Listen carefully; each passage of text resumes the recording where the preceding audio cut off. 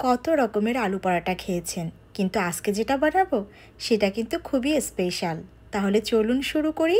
প্রথমে আমি আলুগুলোকে গ্রেট করে নিয়েছি, তারপরে সুন্দরভাবে ধুয়ে পানি শুকিয়ে নিচ্ছি। একদম কিন্তু পানি থাকা যাবে না। এবারে পেঁয়াজ কুচি, ধনেপাতা কুচি আর কাঁচামরিচ কুচি নিয়েছি, দিয়েছি হলুদের গুঁড়া, জিরের গুঁড়া আর একটু ম্যাজিক মশলা। এবারে সুন্দরভাবে মেখে নিচ্ছি। আলুটা কিন্তু সম্পূর্ণ ড্রাই হয়ে গেছে। এবারে সেই মশলার ভিতরে দিয়ে দিচ্ছি, দিয়ে হাত দিয়ে সুন্দর করে মেখে নিতে হবে, যেন প্রতিটা আলুর গায়ে মশলাটা লেগে যায়। আর এখানে আমি বেশ কয়েকটা রুটি বেলে রেখেছি, আমি ছোট ছোট করে বেলেছি। এবারে সেই আলুর পুরটা দিয়ে দিচ্ছি রুটির উপরে। আমি যখন আমেরিকাতে এসেছি তখন কিন্তু অত বেশি কাজ ছিল না, অনেকটা ছোট ছিলাম, তো আমি অনেকটা সময় পাস করতাম বিভিন্ন প্রোগ্রাম দেখে।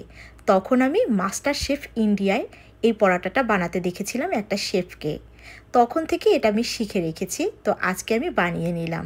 এখন একটু বেলে সমান করে নিচ্ছি, এরপরে ভেজে নিব। আমার পরাটা কিন্তু রেডি হয়ে গেছে। এবারে তেল গরম করে দিয়ে দিলাম পরাটা।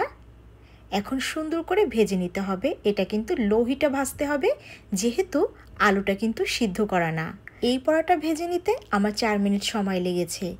একদম মুচমুচে হয়েছে। আমি আপনাদেরকে এবারে একটা ভেঙে দেখাবো। অনেক মজা ছিল, অবশ্যই আপনারা ট্রাই করবেন। বাচ্চা সহ বড় সবাই পছন্দ করবে।